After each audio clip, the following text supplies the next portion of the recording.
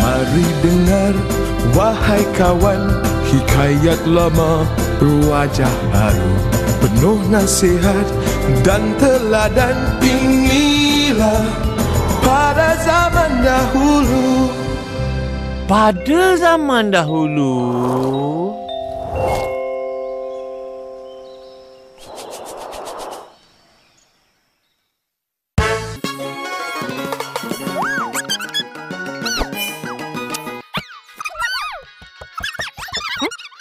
Aki nak ke kedai. Kau orang nak apa-apa? Nak buah naga. Arapa nak juga. Ha? Apa hal tiba-tiba nak buah naga? Sebab nampak sedap dalam tu. Yelah. Kalau ada Aki beli. Jus naga nak? Tak nak. Yelah.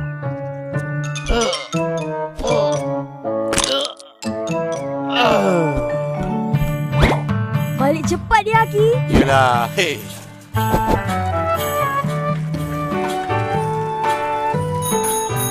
Yeay! Aki dah balik. Yeay! Aki dah balik. Aki dah balik. Wakina azabana. Amin. Amin.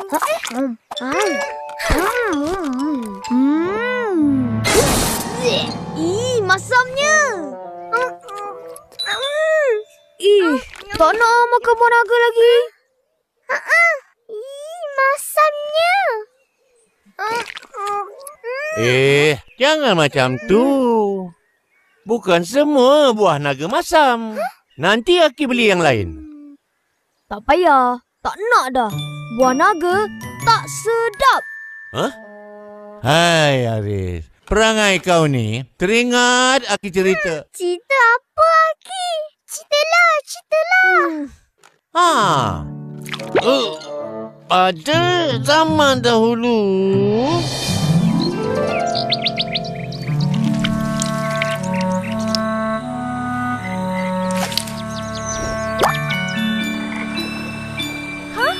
Tidur sini?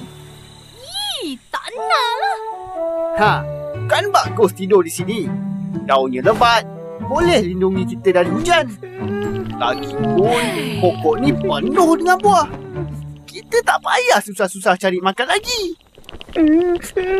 Cepatlah, cucu ni. Sempitlah. Dahan pokok pun tak kuat. Kalau jatuh nanti, macam mana? Kau kan burung. Terbanglah.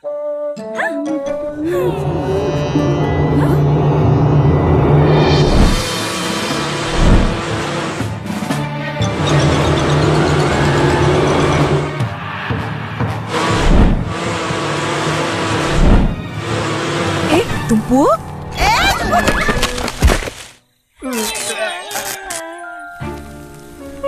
Kenapa kamu berada di sini?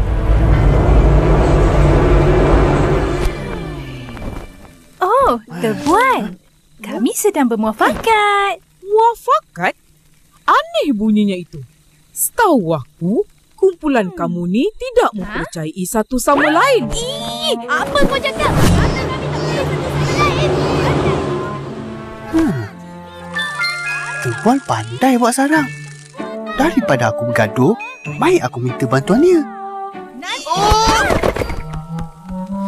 Tebuan yang bijaksana lagi baik hati. Boleh tolong ajar kami buat sarang?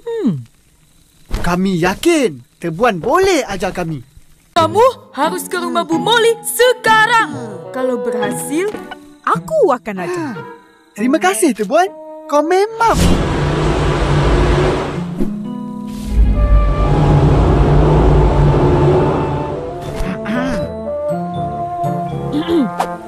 Arahkan semua supaya masuk ke dalam.